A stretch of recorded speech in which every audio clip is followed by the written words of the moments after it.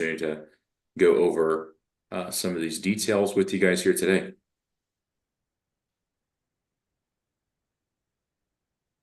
All right, so we're going to let everybody take a little bit of time to get in, and then we'll get started here soon. As we're waiting for people to come in, I'll go ahead and introduce myself. I'm Robert, Chief Revenue Officer for BW&CO, and we're a grant writing firm. We're based out of Houston, Texas, with consultants, just over 50 PhDs on staff all across the U.S., really focused on helping companies apply for U.S. research and development opportunities like the SBIR program, like DARPA, like the CHIPS Act, in which we've had webinars previously for multiple of those different solicitations. So any sort of solicitation where there is research and development taking place, normally the development of IP, whether it be a medical device, an asset, or battery technology, AI solution, or anything similar to that, we can help write technical proposals and commercialization proposals for those opportunities. So today we're discussing the administrative support and administrative functions and requirements that NIH has, specifically with the SBIR program, especially for people who are doing this for the first time. So here on the call today is Barbara, who's one of our main administrative service providers in terms of helping companies navigate registrations, the submission process. I don't know how many total submissions she has under her belt, but you'll be very impressed regardless. And she's going to be talking about what is required for all of these different things in putting together an NIH submission. Not so much the technical proposal, but actually the nuts and bolts of what makes an application fundamental to be able to submit and make sure everything is properly formatted and you guys don't get dismissed with your novel technology because of an administrative error, and help you navigate that system there. Just a few housekeeping things. The chat is turned off for this webinar. However, if you have a question, you can post it in the Q&A section. Most of these Q&A questions will be answered near the end of our time together in the last 5 to 10 minutes. And so you can put it there. And if there's a question that I can answer, then I can do that in the meantime. If you guys are interested in using our services from BW&CO after this call, I'll have a meeting links in the chat that you guys should be able to see, and you can book a call with me to get assistance with administrative support from Barbara, or to get technical or commercialization help on different aspects of the grant writing. So anyways, excited to have you guys on here today. If you have any questions, put it in the Q&A, and I'll hand it over to Barbara to go ahead and get us started. Great. Thank you so much, Robert. Hi, and welcome, everyone. Thank you for joining today.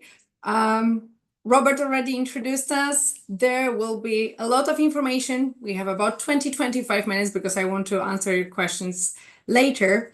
But let me introduce myself. I'm Barbara. I'm a Chief Operation and Compliance Officer here at BW&CO. And I've spent the last 3 years helping academic founders and young startups to navigate through this admin maze of NIH and also the other agencies. And before we start, I want you to know, if you feel overwhelmed already by the grant administrations, you are not alone in this. The paperwork is real and it's massive, and nobody prepared you for it before. But I'll try to do my best to break it down into sections and show you what is required for each step before you can actually hit the submit button. Okay, so let's dive in.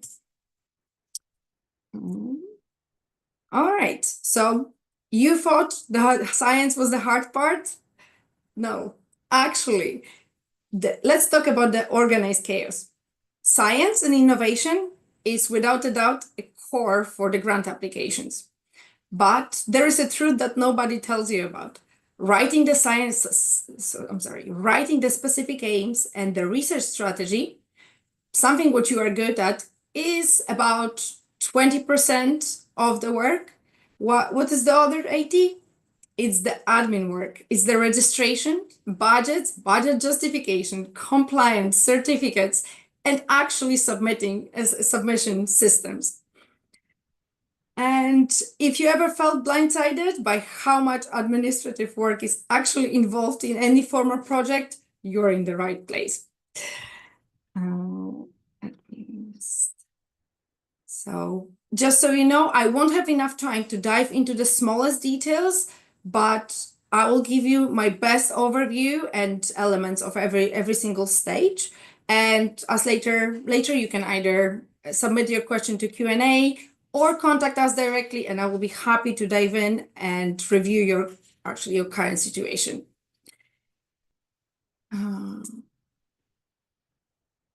All right, so that's the checklist. What nobody warns you about. We have SAM.gov registration, which is the most important registration for your company, provides you with the UEI number and a CAGE code.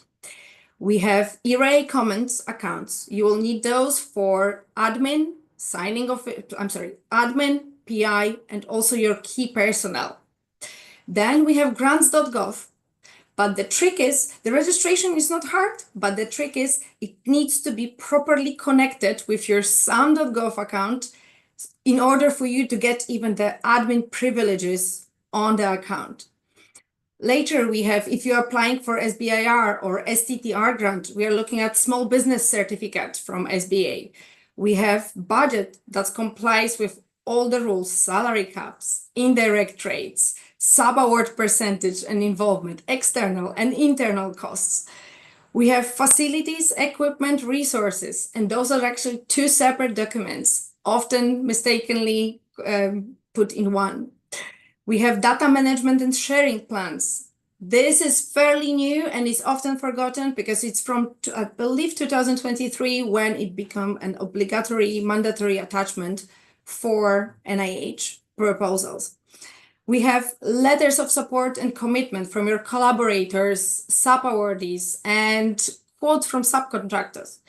And just so you know, you need to prep them well in advance, because I would give at least 8 weeks, because securing signatures sometimes takes forever. And I often seen that situations where the letter of support was coming like 1 hour, 2 hours before the actual deadline, which is a bit stressful. Later, we have biosketches. Right now, NIH provides you with a template. It is a standard template limited to 5 pages. However, very soon it is going to change, and all the biosketches will be prepared in the Science CV portal. It was actually meant to happen this year, a bit earlier, but it was postponed for some reason. So then we have, depending on your project, we have human subjects, we have animal documents, we have clinical trials documentation, or maybe your study is actually exempt by NIH and you won't have to prepare all those documents. And then we have sub-award set of documents. And the thing is, this is just a submission checklist. This doesn't include what happens after when you are selected. There are just-in-time process requests. You have award negotiations, compliance monitoring, and eventually progress reports. And each of these items has a separate set of rules that you need to follow in order to not delay the funding or get sympathy from the program officer you are dealing with. 1 second. Okay, so let's talk about what changed when you spin out from academia, or what you used to have. If you've been a part of the university, you actually had the entire infrastructure of professionals that full-time job was handling this stuff. There was pre-award office, you had compliance specialists, you had budget analysts that knew how to do the budgets in their sleep. And on the right is actually what you have right now. It's not a happy picture. Is it you? Excel, Googling at 11 o'clock at night, and panic the night before the deadline. So, but the thing is, there is a fundamental problem. NIH systems was never built for small businesses. It was dedicated to academia and big organizations that have the infrastructure that that can deal with all the admin part, so you guys can focus on what you do best, which is the R&D and writing and preparing actually the scientific part of the proposal. And right now, truthfully, you are gonna run a mini university from your own laptop, but there are ways to do it. So let me dive in. Okay, so let's break down the chaos. There are 4 major administrative domains of NIH application and basically any applications to any other agencies. You have registrations, budgets, attachments, and submission. And right now we are going to walk through each one, and I'm going to give you the overview what is needed at each step of the each step of the way to submit your first grant with NIH.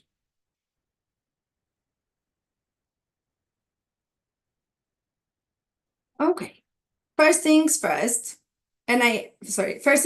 that's registration. Before you even start, you think about applying, you need to prove to the government that you actually exist. So we have first is SAM.gov. This is by far the most important registration, and think of it as your company's birth certificate for federal purposes. Initial registration, we are looking at about 2 to 4 weeks of your time, sometimes longer, because sometimes it requires back and forth exchanging messages with the service desk. It expires every year and requires specific proofs of address. This is actually the biggest pain point, because you cannot use registered agent address, which is normally visible on your certificate of formation. There is no PO box addresses, no virtual office addresses, and almost never shared office spaces. So there is a lot to put together for SAM.gov. Only when you complete SAM.gov, you can move to the next registrations.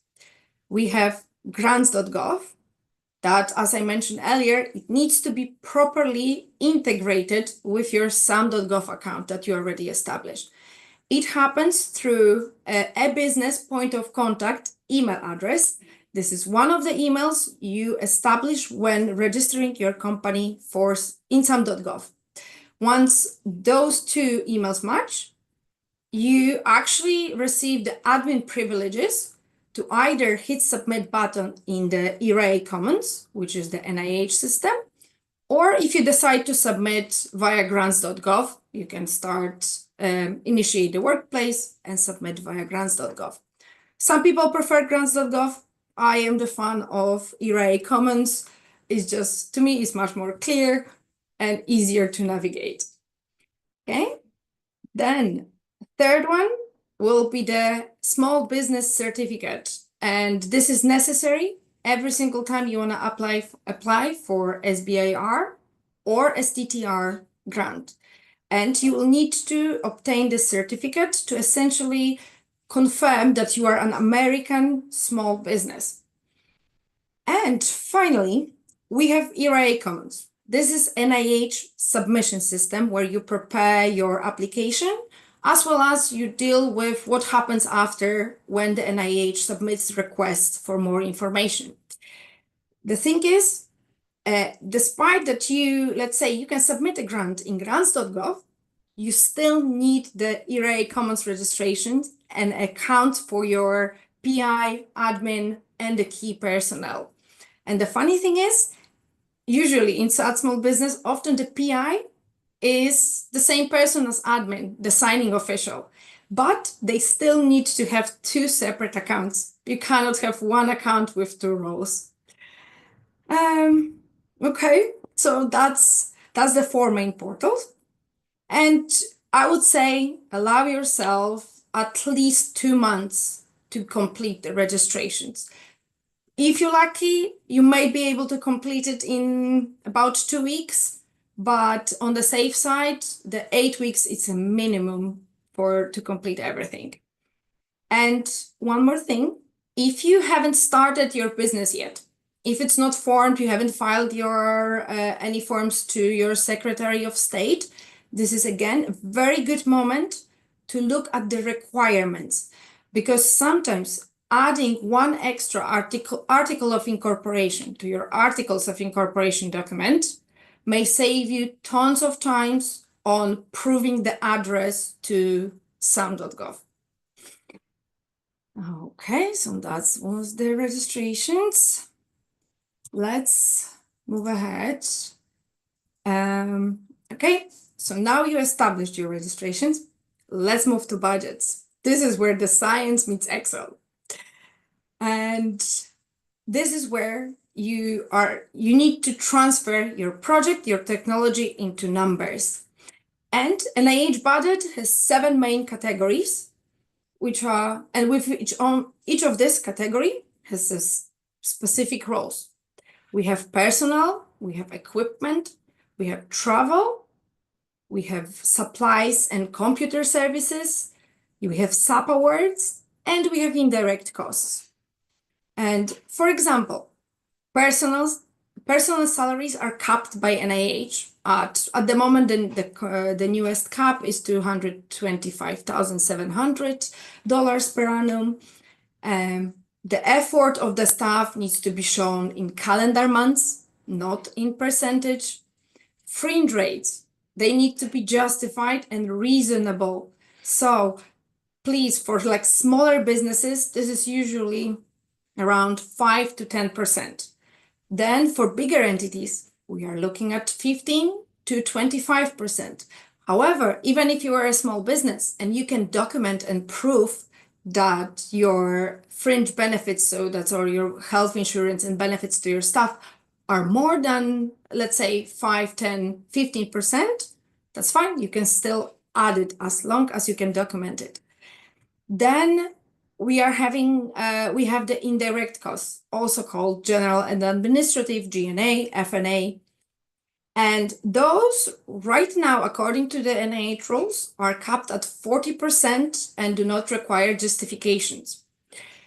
However, with the current administration targeting overpuffed indirect rates, we do not recommend accessing 15%.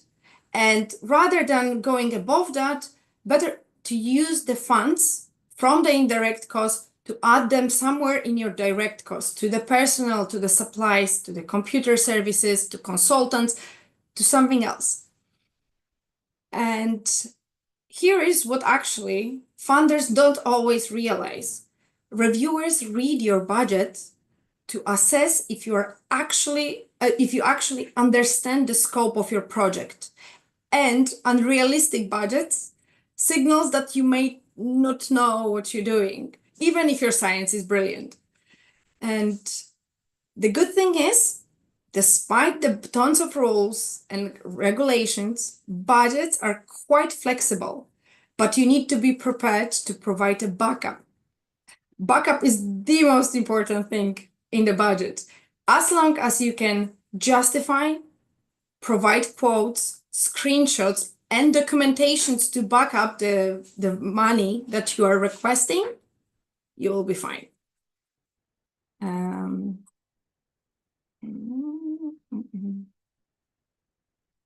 All right. So actually, what reviewers see when they see your budget? On the left side, you're gonna see red flags that makes reviewer question actually your credibility. Salaries are over NIH caps, and this is a compliance issue, but also something what may cause you a funds cut, being cut at the award negotiation stage. You do not have equipment justification, which either they might think like you don't know, you didn't think it through, or that you want to use federal funds only to buy piece of equipment worth millions. Then we have unrealistic allocated effort, and this is something what I see the most often. Let's take it. Reviewers are never gonna believe that a busy CEO that has a business to run will have will have 100 or 160 hours each month to allocate to the project. This is just simply impossible. And okay, that was red flags, but there are green flags that actually may signal that you know what you're doing and you are prepared, you've thought it through and you are prepared to carry on this project. So as long as I mentioned before, the costs are backed up with quotes, letters, proof that the money you're requesting are real, everything is justifiable for the project needs, and in general, everything is consistent, again, you will be fine. The budgets don't have to be fancy, but they need to be solid. Okay, that was the money piece. Let's move to another part, which are actually the attachments and the documents and certificates. So beyond the budget, you will need approximately 15 to 20 separate documents, depending on your project and what you are planning to do. Some of them are going to be scientific, which is like specific aims, research strategy, but most of it are purely administrative. For example, facilities and resources. This is basically a description of your lab and what you have available to carry that project. Then we have equipment. It is a separate document that you need to provide. We have data management and sharing plan that is actually right now required for all NIH applications and is a common gap for the first timers. Then we have biographical sketch, which I mentioned before. It has to be in an exact NIH format. 5 pages maximum, sections in a specific order. And as I mentioned before, soon it will be replaced by a Science CV portal when each of your key personnel will have to prepare their own copy of the biosketch. Then there are other attachments. If you're working with human subjects, animals, select agents, human specimen and/or data, this is often omitted in the applications. Everything requires a separate attachment to be provided and explained. Okay, now last but not least, if you are planning to work with a research institution or a university, either as the STTR partner or as your subawardee, then two subawardees apply completely different set of rules, but thankfully, mostly this part is mostly done by the admin office at the university or the research institutions and not here, but the process has to be initiated very early. The universities, as you probably know, they don't work fast. To secure signature and get a confirmation, everything needs time. So yeah, I think, we are getting on time. Let me tackle it quickly so we have time for Q&As. We have submission. This is the last part, final boss level. Here what you see on the screen, now, here what you see on the screen, it's the timeline I usually recommend to anyone, not only the first timers. About a month before, start preparing your application in ERA Commons or grants.gov if you prefer. About 2 weeks before, complete internal reviews of all documents and seek a second pair of eyes to catch the common errors, because if you're reviewing each document over and over, you may not see the simple mistakes. About 2 weeks to 1 week before the deadline, upload everything to the system and run the system validation. Then 4 to 3 days before, submit the application. Why? Because on the deadline day, the system crashes happen very often.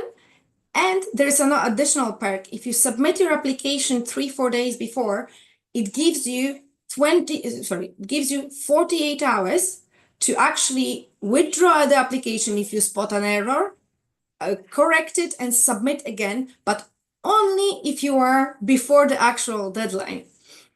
So Okay. And as always, on the deadline, then it's better to have a glass of champagne rather than stressfully clicking submit button 15 minutes to the deadline. Okay. All right. I just want to say this one thing to realize. This system was never built for you. It was built for big organizations with the admin offices. Just to give you an example, Stanford has 40 people in their sponsored projects office. MIT has special people dedicated to the compliance of their grants. And in the end, you are the one person trying to do it all. But there are actually two ways you can go about it. Option one, do it yourself. I'm not gonna lie, this is possible. You can do it. There are people that do it, and we just need to realize how much it requires. We are looking at about 40 to 60 hours of purely admin work. We are looking at this, of course, doesn't include the writing part. We are looking at learning the systems, building the budget, formatting the documents, uploading, and submitting. And by all means, if you have time to dedicate to this, you are determined to learn, like acquire the knowledge for the future and future grants, then I think there is nothing I could teach you more. I wish you best of luck. But if you still think this is crazy, and I can imagine it is, there is one more thing you could do, which is actually get professional help. And this is exactly what we do at BW&CO, aside from grant writing. So myself and my beloved team, seriously, I love these guys. We handle the administrative infrastructure. So you can focus on science. We can either set up, we can assist you with the setup and maintenance of the registrations, or we can prepare majority on your behalf. We build your budgets. And this is actually my favorite part. I love budgets and spreadsheets. And we make sure those budgets are compliant with and calculated properly. We provide you with templates and correct formatting errors that could prevent you from formatting. Because there is one frustrating part. Despite NIH system having the validation, internal validation, it can tell you are missing an attachment, but it's not going to flag that your attachment was wrongly formatted. Then probably Robert is going to tell you more, but our involvement is depending on your needs. So it can be either minimal, we can offer a simple review of your attachments or registrations, or major, where we can walk you through step by step. Okay, I think I exceeded my time, so let's jump straight to Q&A. So maybe I will have a bit of time. I'm of course going to share this with you afterwards, and I will be happy to talk later on as well. Thanks. Yeah, well, thanks so much, Barbara. So we have one question I would love to have you touch on, and then we probably do need to jump off the call here. But at a high level, what are the differences between what you've described with NIH and NSF in terms of the administrative support or necessities? Okay, so NSF requires different set of registrations. So for NIH and NSF, similar one is SAM.gov. Then on NSF, you need to, that's SAM.gov and SBA certificate. That's both needed for both agencies. Then you need research.gov additionally. Research.gov, that's going to be the main NSF portal. Then we are looking at a bit different budget rules. So NSF budget, despite being simplified in comparison to the NIH budget, it has a different set of rules. So example, you can charge at NIH, you can charge your indirects on the first $25,000 of each subawardee. In NSF, you can charge on the first 50% of the awardee. Also, the indirect rates are different. and set of documents is different for NSF. Yeah, great. Thanks for that. And there are some questions here that I'll just quickly address about, how does the reauthorization of the SBIR program and the current budget lapse with the federal government affect these programs? At a high level, it's the biggest word that we're using to describe it is delay in terms of reviews coming in, grants being awarded, or new solicitations being published. As well as obviously the budget being delayed is obviously the most piece of it, the biggest piece of that. So we assumed that when everything comes back online, then things will be at a normal pace. There may be some delays that may affect the January 5th deadline, possibly. We've seen that in previous deadlines. If there is a delay in reauthorization, that sometimes they'll extend it a week or two. So we may see that as well, but that's really the only consequence that we've seen historically from these lapses in federal budget. So I do have to cut us off there. Thank you guys so much for joining us. What I will say is if you have any questions, feel free to email me. We will send out this webinar recording as well as the slides that Barbara provided for us here today. We'll also reach out to you guys. And feel free to reach out to us if you're looking for administrative support, or if you are now confident in your ability to handle the administration for NIH and what they require. Now you just need help writing the grant. We can step in and provide that service as well. So feel free to join us next week as we have another webinar in this similar type of discussion. And we hope you guys have a great week. Thank you so much, everyone. Take care, and I hope it was